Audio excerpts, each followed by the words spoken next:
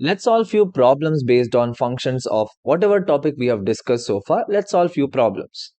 Look at the first one. Find the domain and range of the following real functions. First one is f of x is negative mod of x. Correct? So what we'll do in the first one, we'll see the first part.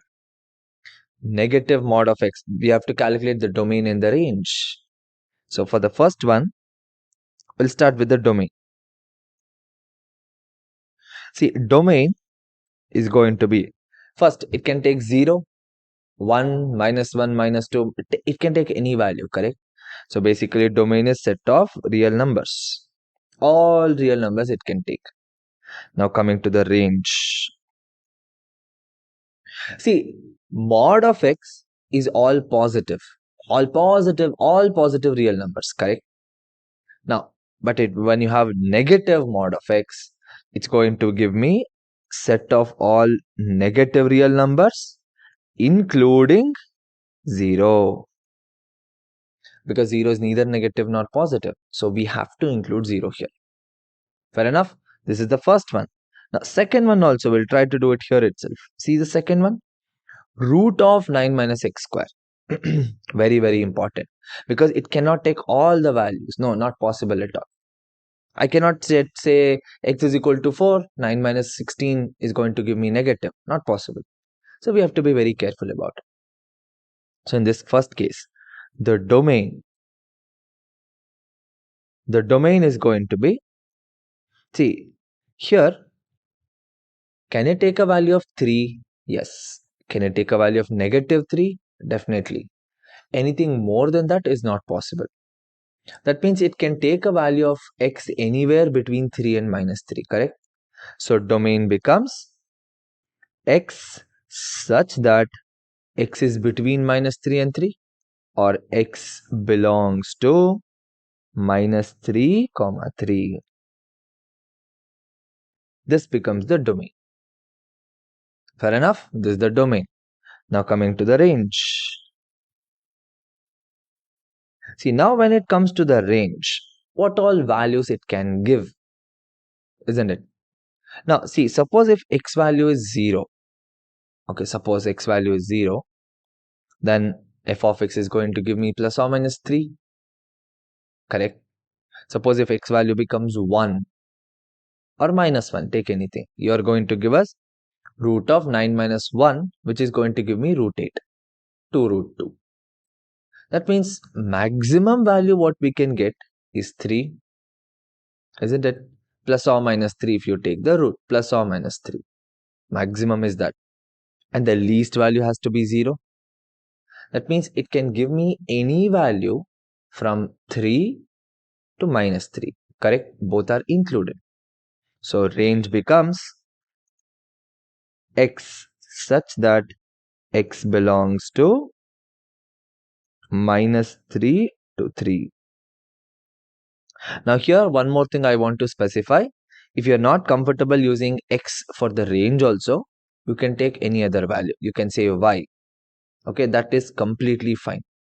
Since I'm defining a range also in terms of x here, that's okay. Written it this way, you guys can change the variable, which makes a lot of sense also. Fair enough? So this is the answer for the first question. Now let's do the next one. See the second one. See in the second one, function f is defined by f of x is 2x minus 5. Write down the values of this. This is just direct substitution, nothing else. Alright? See, f of x is 2x minus 5. Correct? So the first one, f of 0. In place of x, you put 0. 0 minus 5 is -5. Second one, f of 7. 2 times 7 minus 5. 14 minus 5, which is going to give me 9. Correct? Next, third one. F of -3. 2 times -3 minus 5. -6 minus 5 is -11. These are the values for the second question. Very, very simple, very easy to calculate also. Fair enough? Now let's do the last one, the third question now. See the third one. Find the domain of the function. So you have to be a little careful here because we have something divided by. Remember when we did f of x divided by g of x cannot be 0, isn't it? So in this case, g of x cannot be 0, and we'll look into the conditions as to whether it's going to satisfy the whole function. Okay. So first thing what we'll do, the numerator and denominator. Here it is given to be f of x. So the numerator I cannot call it as f of x. Let's give it some other one. Say h of x is going to give us x square plus 2x plus 1. Say g of x is x square minus 8x plus 12. Okay, now the most important part is if you can simplify these two polynomials, splitting the middle term and factorizing them. Let's look at that. Now h of x can be factorized as x plus 1 whole square. G of x can also be factorized. If you look at it, 6 and 2 are the factors.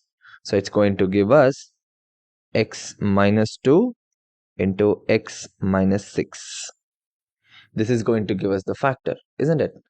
That means the function f of x now becomes x plus 1 into x plus 1 by x minus 2 into x minus 6.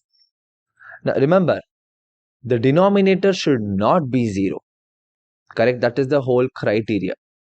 Since the denominator should not be 0, that means x cannot be 2 or x cannot be 6. So these are the two values. Any other value you give for x, it can take the value. Even let it be minus 1 also. Even if it is minus 1, numerator becomes 0. Let the numerator be 0. But it's not going to cause any issue. But the denominator should not be 0.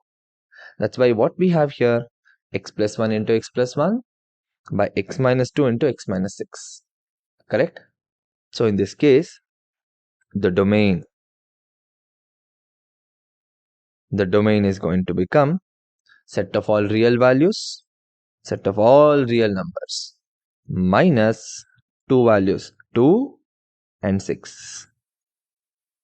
This becomes the domain for this particular question. Fair enough? So this is the answer for the third one. So far whatever we have done is all about exercises and concepts based on functions.